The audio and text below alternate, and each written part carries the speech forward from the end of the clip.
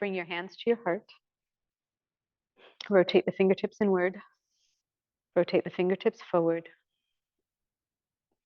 Recognizing that though you come as you are, with the intentions that you have, there's something remarkable that begins to happen because we are here together.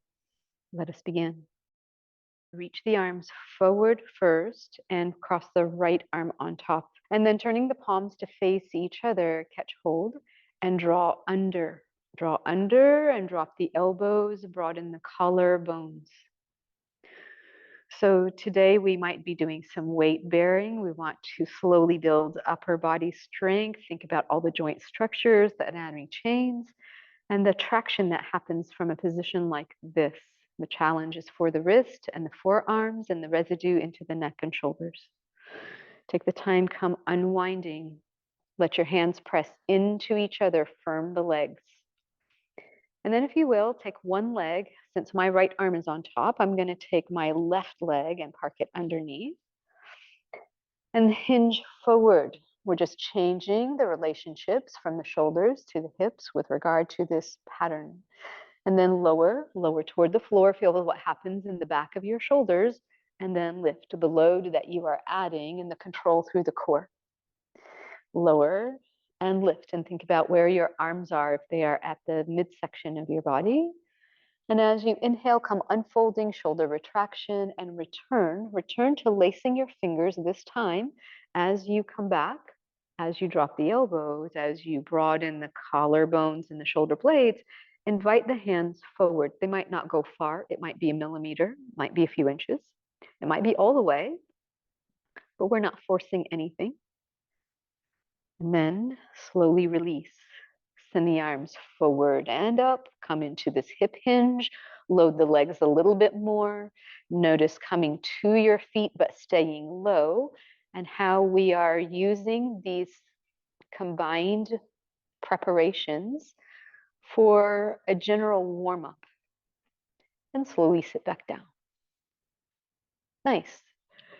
Take the time back to a place of symmetry, left arm on top, palms face each other, and allow this invitation of everything that can go along with what we're asking to just settle in. From the legs, feel the evenness of the sitting bones, the extension of the spine. And so we've talked about the importance of strengthening the wrists for upper body strength work, not just the shoulders. Take the time, come unwinding, keep that position, let your hands just simply press into each other. The left arm is on top, the right leg props underneath. We are folding, lowering, and lifting. So the idea is to begin to charge the legs, to notice how the core muscles shift their holding pattern depending on your position against gravity. We'll do that one more time actually here on this side. And then as you inhale to come back upright, come unfolding. Lace the fingers, come again under. There might be a little bit more willingness, right? And then just check out extending the arms forward any amount. So there's a big difference for me, one side to the other. And that's okay. We're just going to notice and work with what we've got and no strain. Take the time and return. Keep the legs as they are. Release the hands or reach actively through the fingertips. Hip hinge, let your arms follow your spine, and then come to the legs. Very nice, everyone, and settle back down. This next pose we're going to do from the chair, and we're also going to do it from the floor, Dandasana. We want to sit with legs long.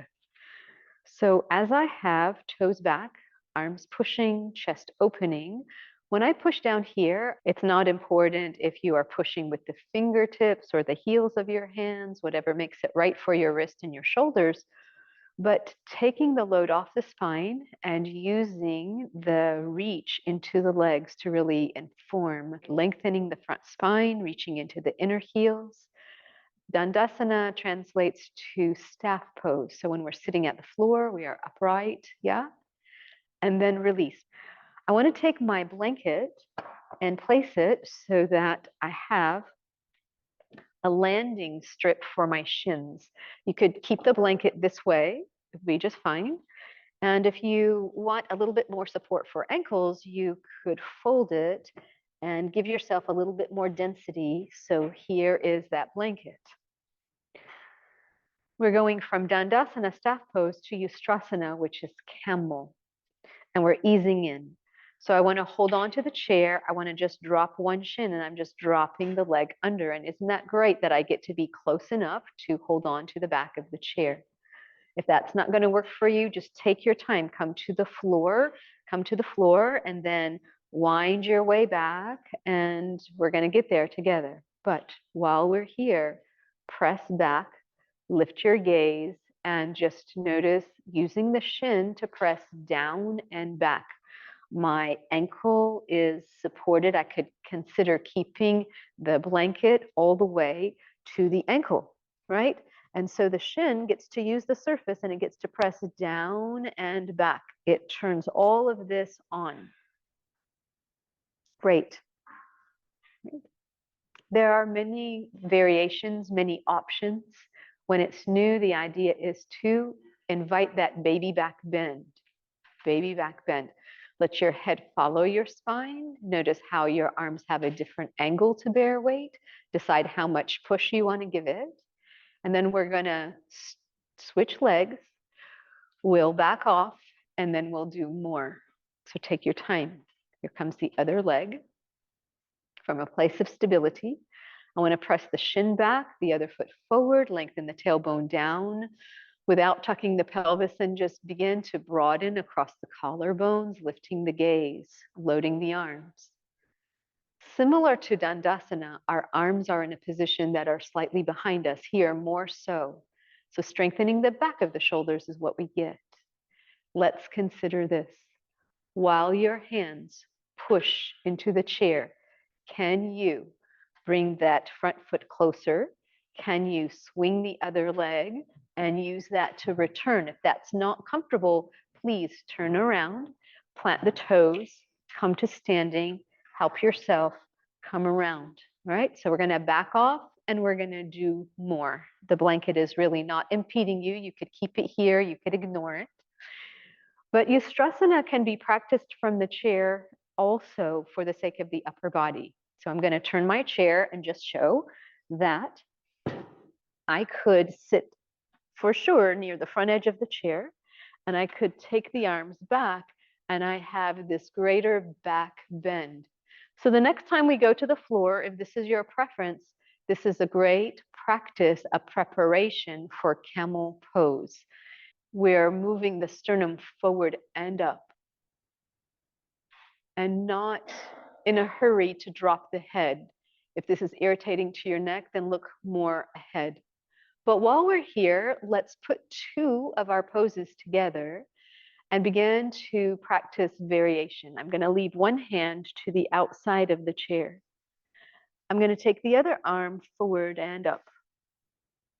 And I'm going to take one leg long. The leg that belongs to that top arm is going long.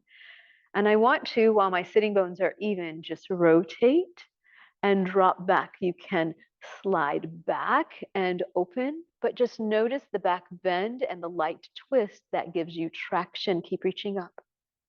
Variety is only good for us. Engagement of the core, and then slowly come on back. We know what to do now. I want to switch legs. And preparations that include rotation are just going to give us a chance to complete our warm-up and to warm up for more movement. I want to turn.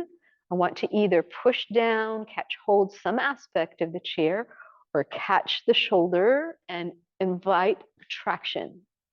Notice the core engagement regardless. And then slowly work your way back. Very nice. From here, let's again slide, shifting our weight, this time to the middle.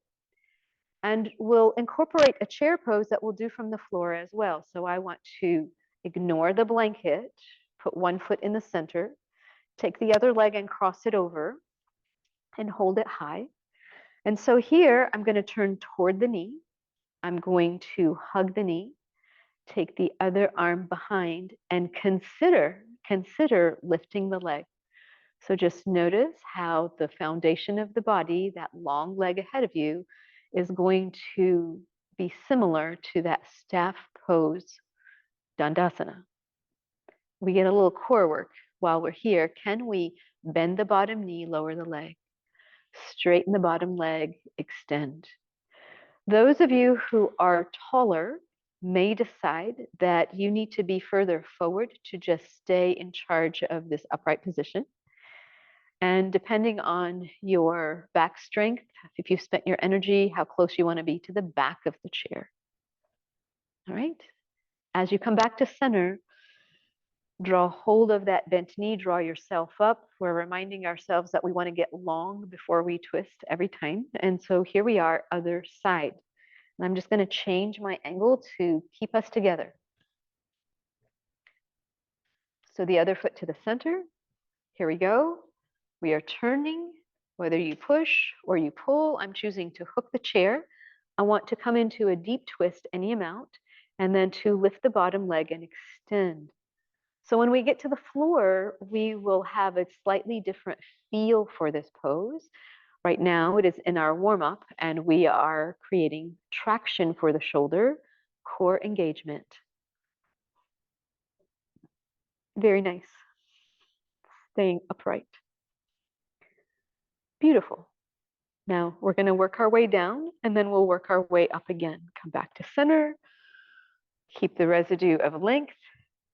Plant the feet, and decide for yourself, did I like the chair camel? Can I park myself to the front and invite any amount of opening? Would you feel comfortable going back to the floor? Both shins at the floor this time. Right? Once you're there, the choice comes to be, where are your arms and how are they guiding the opening of the shoulder? So keeping close or keeping higher, I want you to think about sending the hip points forward while you balance pressing the shins back. That's a wonderful safety net. It turns on this wonderful spiral. And then the arms can help you with anything more. I want to lengthen the tailbone down, keep moving the sternum forward and up. So what we did in the chair, let's put it into play here. I'm going to take one arm forward and up. I have to be careful not to take the pelvis with me, so my hip points are going to stay. But as I turn, I can use any aspect of the seat of the chair to ask for rotation, giving me the option, the leverage to really use the shin back. How about that? Inhale, come back to center. And as you exhale, here we are, camel pose in all its glory, asking for more extension of the spine, combining it with a little rotation, being mindful to keep the pelvis square. Nice traction for the shoulder, unless, of course, you would want to push down. Lots of options. And inhale and come on back. Before we give this away, I want you to just find the residue of that willingness to open. And can you slide the hands further back? Would you rather use the legs of the chair? If you have to drop back a little bit to get there, then reach the pelvis, hip points forward, and make this your own. The shins press back, the tailbone lengthens down, the heart is lifting. We are not dropping the head because we're not that far back. So until you can have your sternum parallel to the floor, please be careful and follow your intuition. What is the position of your head and neck? Be kind to yourself. And then slowly come on up. Very nice. We're going to come to all fours. You can ignore the blanket. And I'm sorry, you can ignore the chair. And I'm just going to turn to my side to stay with my mat. But if you can just fold forward, come put your hands at the floor. And as you have your hands at the floor, decide whether you're going to use your blocks or not. My shins have the blanket underneath still. You are welcome to park the forearms. If you are here, then I want you to rotate down and then rotate back. Please give yourself a chance to have variety. But with your blocks or with the floor, the idea now is to keep one hand centered and to turn the other hand palm out. And as you do, we're not loading equally the weight of the arm through the turned out hand. So with the floor or with the blocks, up to you, just to explore, strengthening the wrist. I could go that little bit further. Each person has this available in their unique way. Some folks might find that they can turn the palm to face them. And if that is the case, the idea is to not load both arms equally until you build. This is a building process. Take the time and come on back, and then explore the other side, turn out. Notice the amount of weight that you're allowing. On this side, do you prefer the blocks? Building time, using breath, turning that turned out hand any amount more, noticing what is unique to this side and not forcing anything. So if we really strengthen and lengthen the forearm muscles, we're going to improve the mobility and the willingness of the wrist to weight bearing without injury, without inviting injury. Right? Wonderful. While we're here, we're going to sitting in Dandasana. So for you, and I'm going to join you, your chair is behind you. And so I am asking us to come to one side and to swing the legs forward. And as we do, to decide how we're using our blocks. I'd like for us to use our blocks today in Dandasana, right? So at first, I have my blocks, they're beside me. I'm sitting in this supported place. My blanket is underneath my sitting bones, and I get to have a neutral lumbar curve. I get to feel the neutral curves of my spine. We're gonna pump the knees and complete our warm up. So I wanna bend the knees a little bit, straighten the legs, reach into the inner heels while my hands have a little bit of weight. And every time with breath, as you come and go, you can make this more fluid even, that you bend the knees and straighten the legs. The idea is to really use Dandasana in a myriad of ways. So here we are strengthening the quadriceps and their tie to how the kneecap tracks and the healthy relationship of strength that will keep the knees in great readiness. I want to pump the knees, invite the kneecaps up every time I straighten the legs, reach into the inner heels. Somewhere in that, whether you are with knees bent or legs fairly straight, I want you to decide about the height of the blocks, how they feel underneath your hands. And at first, we're going to take the blocks just slightly back. So if I have these higher blocks and a more bent elbow, I am not inclined to put as much weight into my hands, but I get this really great shoulder opening that might be preferred. Let's just hold our position here and feel the strengthening of this leverage pattern. Keep reaching into the legs, keep reaching out through the crown of the head. And then let's turn the blocks lower. So if I were to make the blocks lower, and find that same idea, then it changes this expansion through the front of the shoulder. I can feel my collarbone smiling into my armpits and the way that it will undo some tension patterns, just that by itself. But there are many ways to use our arm positions in Dandasana, okay? Another way is to do without the blocks and to think, hey, my rolled up blanket, I'm going to put my hands here and I'm going to bear in. And then I get to maybe push into my wrists a little bit more. I can take the load off my spine. Think about what happened when we were sitting in the chair. I want to remember that pumping of the knees and reach into the heels and find a healthy balance of how much push. Dandasana takes the load off the spine, the hips hang the spine. How wonderful. As we begin to explore any of these growing ways, we can keep opening the chest by sliding the hands back. So if what you want is to keep the hands at the rolled up blanket, explore turning the palms out. Notice the external rotation on the shoulder and keep pushing down. okay? That might make it kinder on your wrist. It might make it more pronounced for your shoulder. Either way, the variety is in your favor. And I always like using this expression, let's back off to do more. Not everyone wants to bear weight into the wrists. So if you're arriving in a way that you need to be careful of a wrist, let's all check out and notice, what if I put my fingertips out here and were to press down? What if that were my way? There are advantages, okay? So as you move the sternum forward and up, you're not putting as much weight in your hands, and the responsibility is more to the inner calling of the energy patterns that you're asking for, those lines of energy. Your core has to be more involved. So how high your hands are, how much weight you push into your hands, the position of your hands and your wrists all make a difference in Dandasana. And so lastly, we could turn the fingertips to point forward and we could plant our hands behind, in which case, if your shoulder mobility allows you to use just the floor back behind, mine is a challenge. For me to be here and get all the way there is just not as easy for me. And so that is when I really want my blocks way back here behind me.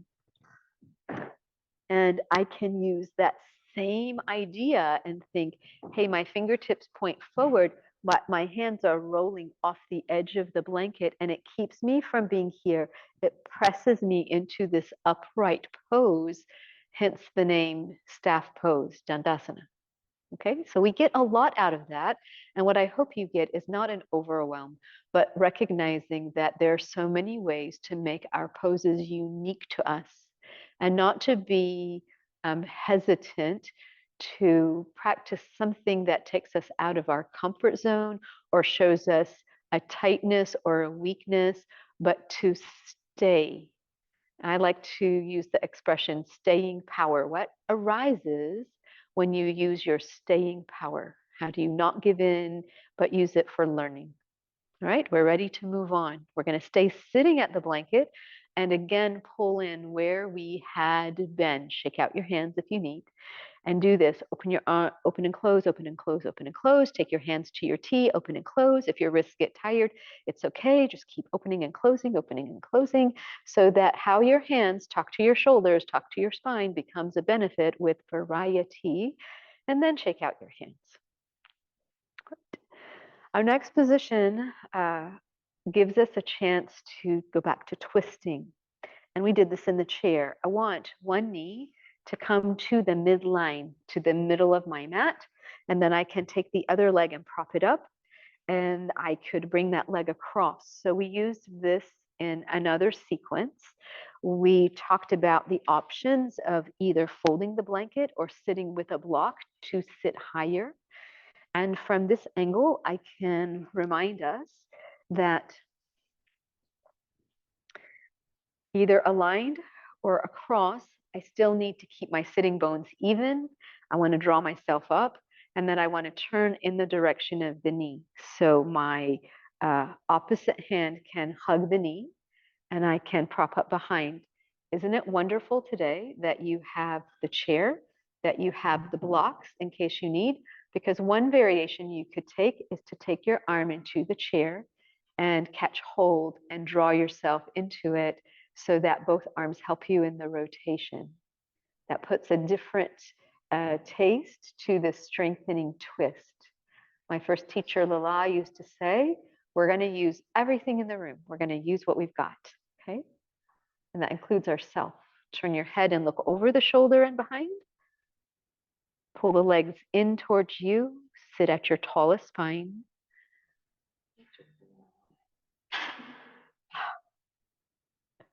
And then turn your head in the other direction. I'm sorry, I didn't catch that. Turn your head in the other direction. Very good. Before you give this away, now that you're not looking toward that backhand, just feel. This was one option, to use the chair, hand in the chair. The other option is to leave that arm behind you, pressing down. How does it feel on your shoulder? How does it feel on your back? How does it feel through the core and across the rib cage? All of that. And as you unwind, remind yourself of length. Okay? Let's do the other side. I want to sit upright without leaning. Here comes the other leg. The knee is being guided toward the midline. This foot can be just right here. We can come across. Lots of options, right? Ease in. And as you ease in, as you invite the knees to the midline, draw tall. I want to turn toward the knee. That means the hand that is opposite is going to come and hug the knee. Any amount of rotation, yeah?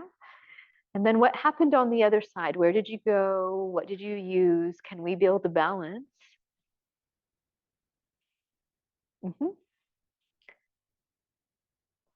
Firming the legs, pulling them towards you, turning your head to look back behind.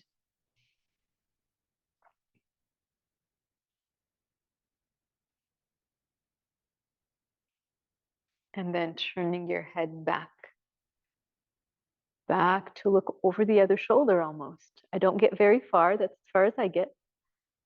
But the engagement of the back body, the awareness, taking that back hand to a different destination. If it was higher, move it lower. If it was lower, move it further across. Anything to give yourself something different. Strong legs, long spine. And then inhale and slowly come out of it. Sit tall. Beautiful. We're working our way to side plank. And I'm going to encourage that you use the length of your mat, that you put the blanket underneath you. I'm going to move my blocks just out of my way, but I might show you with coming off my mat. So regardless of where you are, the chair is not needed.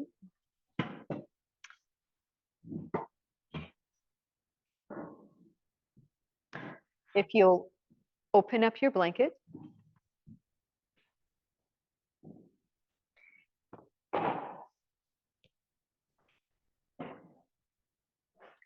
And put the blanket underneath the legs and the hips. And we're going to ease in and work up to side plank. At first, I'm going to rest one arm across and take the other to this propped up position and just simply turn.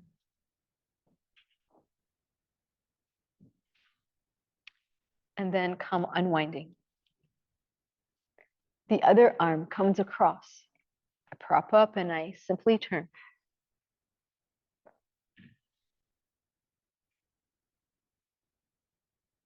And come unwinding. As we put our arms back down, note that to keep your hands together when we're in a position of symmetry like this is a little bit kinder on the shoulder, that you can turn the palms down and make your arms parallel to make this a little bit more classical or traditional. Here we are in Sphinx pose. But we're going to use this to load the core as we load the arms. And so I am encouraging that we come to a low plank, whether your hands are together or whether they are in this arms parallel underneath you, or coming to a low plank. And so from the side, it looks like this. And we have options, right? So one option, let's try it all together, is to rest the shins and to not come up, but to keep ourselves in this low plank. Just notice that option. And with that, we're going to bring one arm across, prop the other one up, and turn the side, the leg that belongs to that side out. So this gives us a very low plank, and we can begin to experiment with straightening both legs, really turning to that side more laterally. We can keep the hand down. As you make your way back, come to your shins. Variety is in our favor. Blocks underneath your hands are an option. So we're going to take that same leg and we're going to turn it out. And as we do, we can now lift the arm and come into our side plank. If what you find is that your preference is to take the load off your shoulder by coming higher in your body or off your wrist, then you can do it that way. And if what you prefer is a way to not put your wrist down, then where we had been at the beginning gives you that opportunity. Come around and down. Take the time and find walking your hands forward, dropping your forearms, returning to your low plank,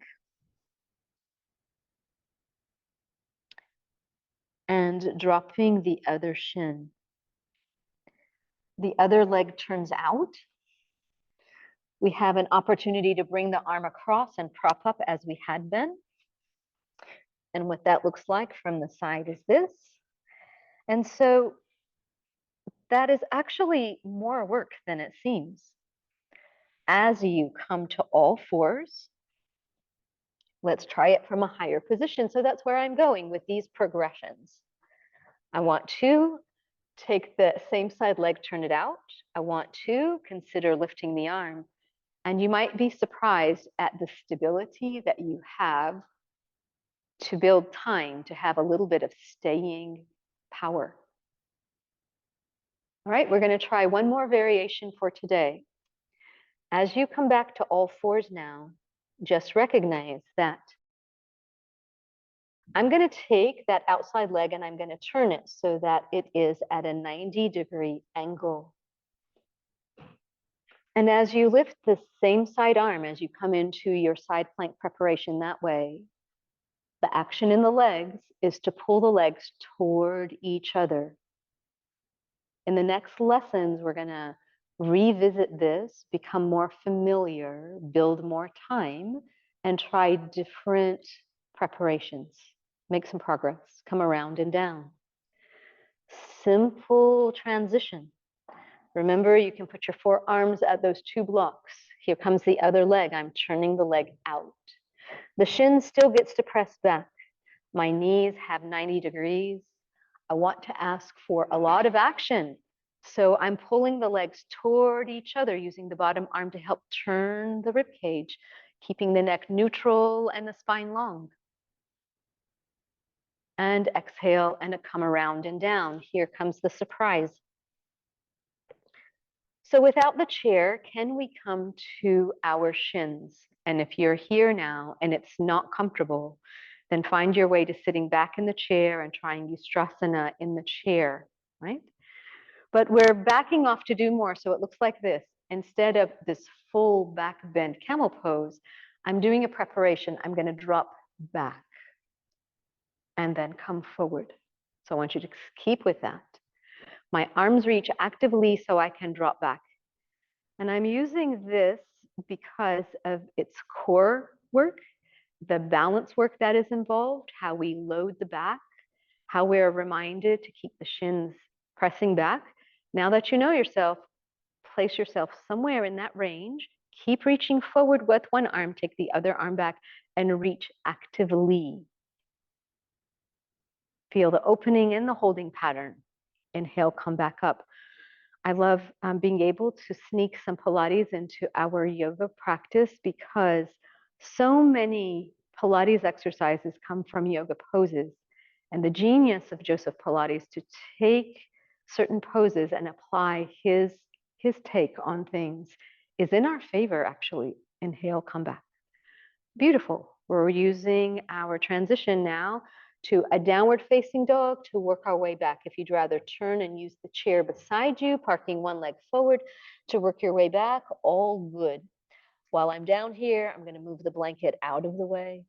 Walk the feet to the hands, walk the hands to the feet, push up and swing into our powerful pose, whether your feet are hip width or together. And then inhale and come the rest of the way and open. Very nice. And so here I have my chair to the side, two legs on the mat, and I want to stand behind the chair and use my hand to push into the chair. The inside leg is the front leg. I want to be far enough away that I get to push down and forward. And so in this upright position, not leaning in, I'm just trying to find my way there. Fantastic. The arm in front gets a little bit of a load because its job is to push. Take the other arm up and feel the effect of opening that side of the body. The chair also provides you stability. So if you will, lift the back heel, wiggle the back leg further, go to a nice long stance, challenge yourself, and make it so that all the toes point forward. Keep pushing down and forward with the arm at the chair, and use this position to drop the back knee, to straighten the back leg and reach into the inner heel. Drop the back knee. Wonderful. Let's take the arm to a T position. Just notice the feel of how it contributes to a sense of balance. Take the arm back when you're ready so that you continue to open the front body. And then, if you will, slide the back leg forward and anchor it. Great. Both arms reach back. The chair is there if you need. Lift your gaze. Connect this to our camel practice. Really firm the legs. And we're going to go between a warrior 3 and a warrior 1. Swing the arms forward, that chair is ahead of you, and your hands will graze the surface as you come into this fold. And as you do, decide whether you are staying, because this in itself is a great warrior 3 preparation. If you need to hold the chair any differently, and if you can begin to lift the back leg, squaring the pelvis, reaching into the inner heels. Interesting how when you have the chair beside you, the reassurance that it gives your nervous system gives you a little bit of freedom to trust yourself a little bit more. Bend in the standing knee, take the back leg well back, whether or not you anchor the heel, up to you, and lift both arms, turn the palms back, invite any amount of this expansion of the body, and release. Slide the back leg to the front leg. Before we do the other side, we're going to grab hold the block. So I am using the block between my feet, and I'm right with the chair to do something familiar in Dandasana.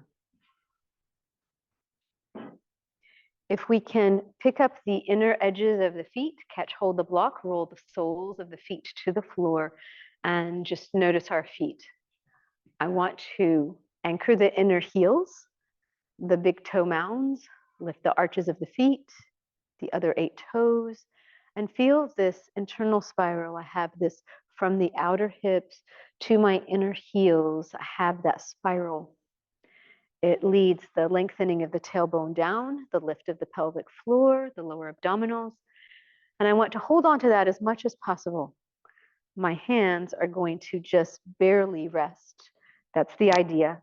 And then I want to come to the toes, bring the block with, try not to hold tension in the shoulders, and then to slowly come down. It's really nice to come to a place of symmetry after a lot of asymmetry. So we're going to try this a couple of times. The chair underneath our hands gives us a chance to hold a little bit of time, not to be in a hurry. So in this last and third time, can you come higher? If you want to steady yourself, put your hands down, push down and really come higher, please do. Because if we slow down and spend time, then we'll handle it without the chair from the practice. Right. This time we're purposefully going to push into the chair. We're going to lift the front of the feet and bring the block with us. While you're here, we're going to bend in the knees. Think about what happens in that powerful pose.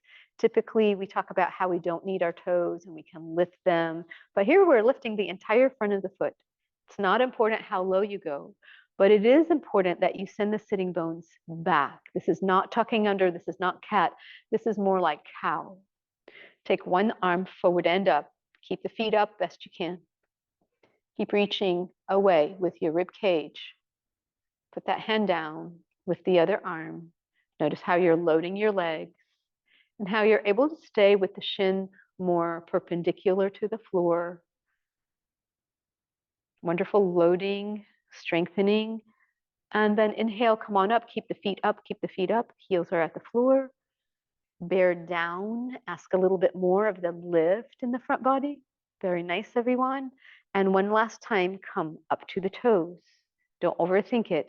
Just enjoy how the opposing action can be a recovery. So I'm trying not to need the back of the chair. Every day is different. Please do what you need.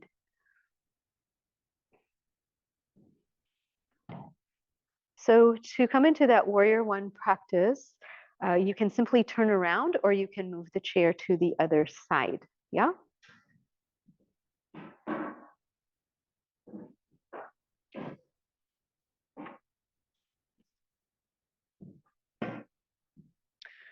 I want to be far enough back that as my inside leg is the front leg, bent knee, back leg is the straight leg, walking the train tracks, that I get to push down and forward without leaning forward. Okay, so find your way there and push. Take the arm high, feel the opening and the lengthening. Lift the back heel and decide about wiggling that back leg further so all the toes point forward. Make your adjustments, and then here we go. Using your breath, drop the back knee, straighten back leg, reach into the inner heel, despite that it's not on the floor. Keep reaching everything away from the midline. Notice the core engagement. Try a few with the arms wide. Right? Excellent. Try a few repetitions with the arm back and behind. Reaching into the heel, really opening up the front of the hip. Perfect. One more. When you're ready for change, anchor the back leg. You might need to slide it more forward like I do. And then take both arms back. Lift your gaze from the legs. Feel the connection to the other poses so far in our practice. The willingness of your body to open. And as you exhale and swing the arms forward, we are coming into our warrior three. So slide on in. If you decide you want the chair underneath your hand more, you can back yourself up away from it. It does work nicely that way. But if you were to stay here, this by itself engages all the actions. We could just stay here. Think about what you did on the other side, and if lifting the back leg, holding on to the chair, steadying yourself in a different way. We are creating balance in the body by trying to manage the same thing on this side. Keep reaching forward to reach back. And especially when you are ready to bend in the standing knee, aim well back. Whether or not you anchor the back leg, up to you. Lift the arms, turn the palms back, open the chest, keep lifting the ribs, and keep lifting the shoulder blades.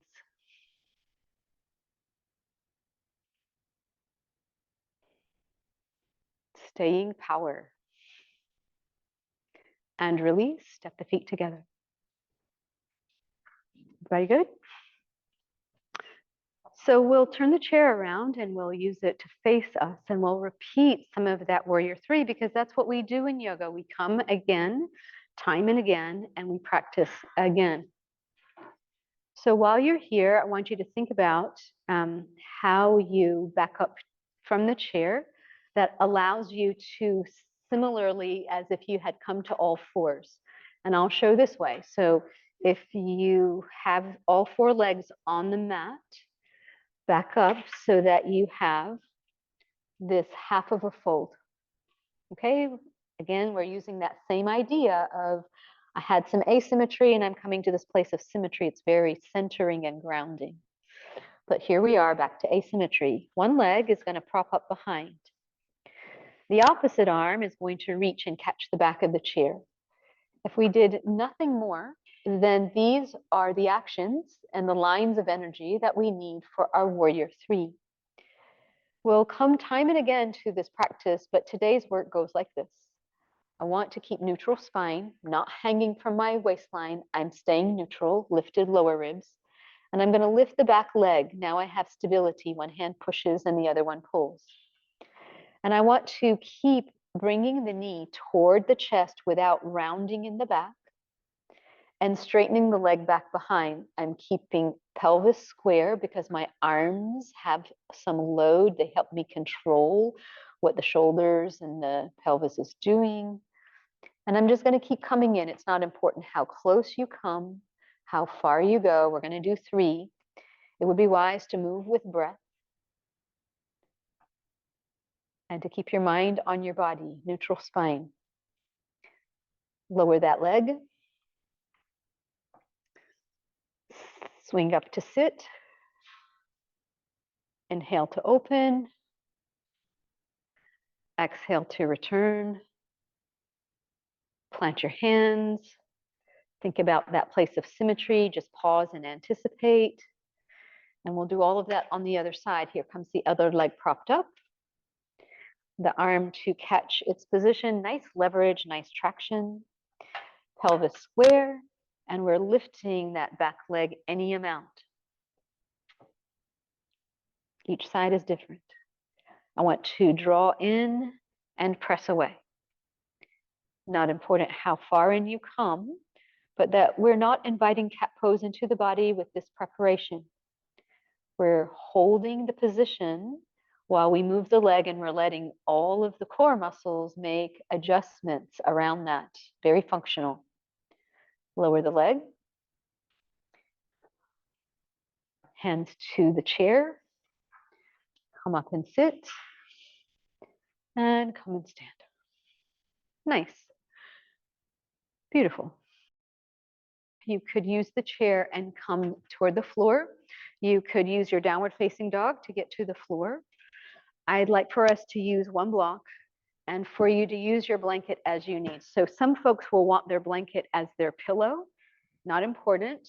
If you don't need it, please don't use it. But when you make your way to the floor, come down.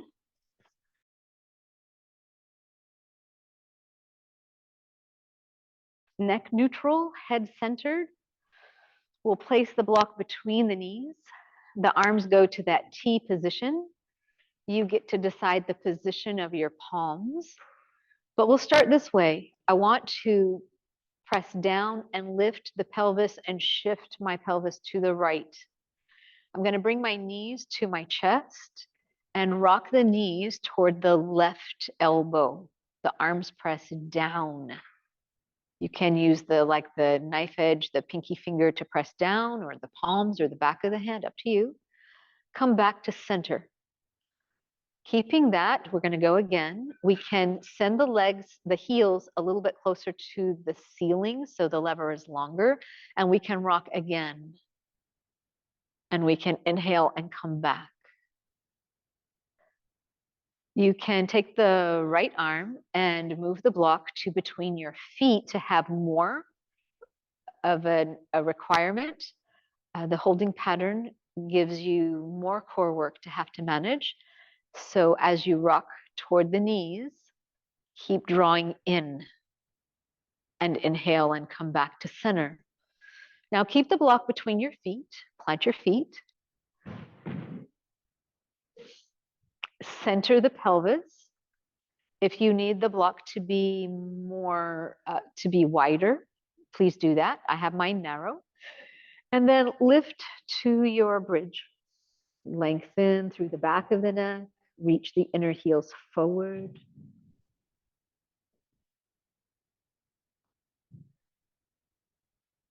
And gently come down. We're coming down the elevator shaft, right? Everything comes as one unit. Tuck the pelvis and lift this time, one vertebra at a time. Feels very different.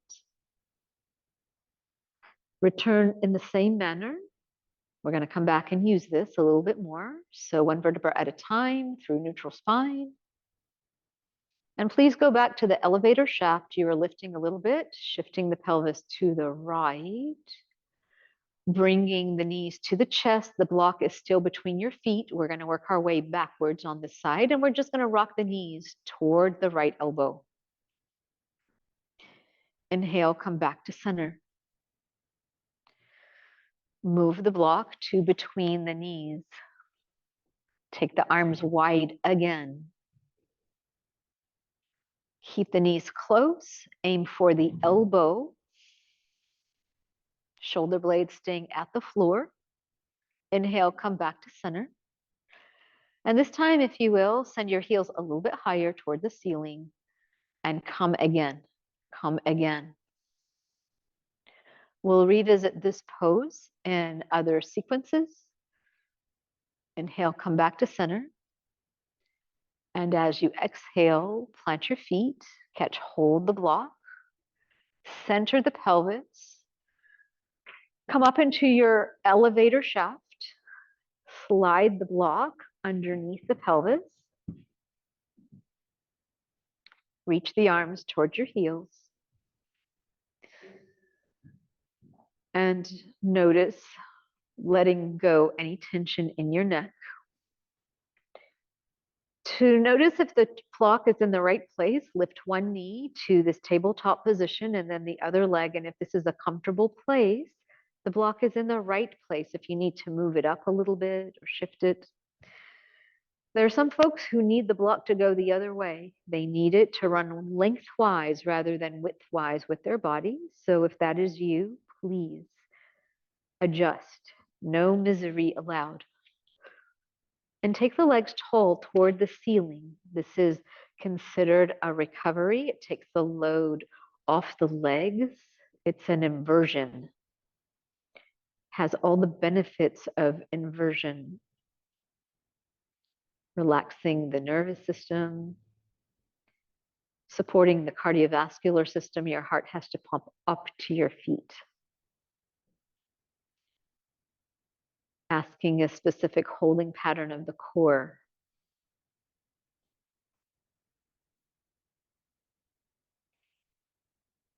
Just breathe.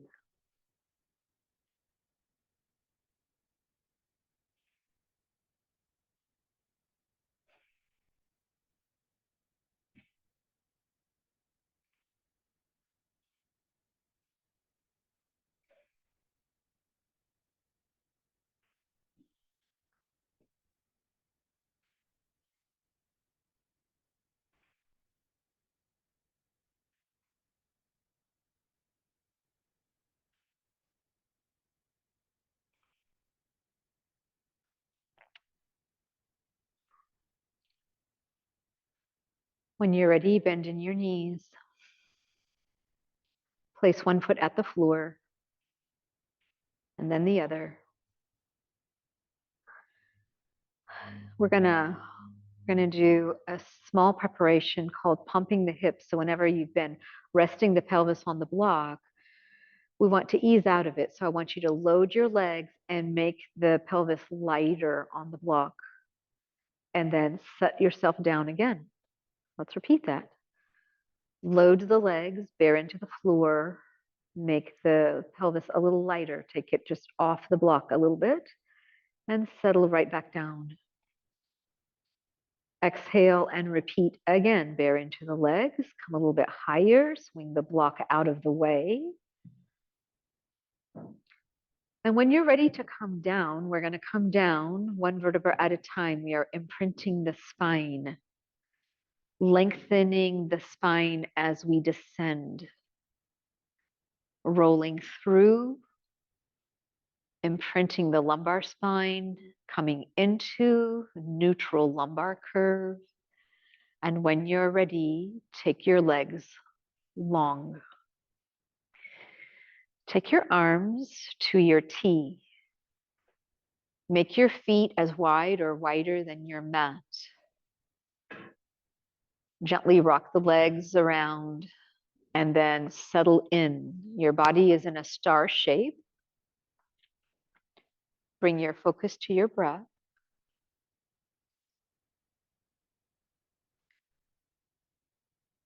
Feel the fall and the rise of the belly with the fall and the rise of the chest.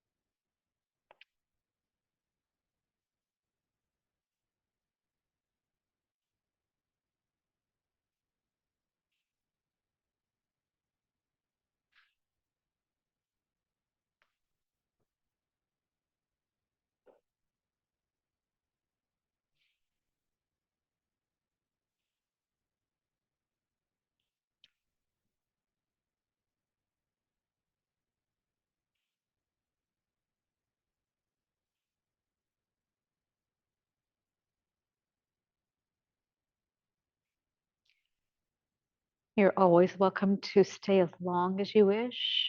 When you're ready, bring your knees to your chest and roll to one side.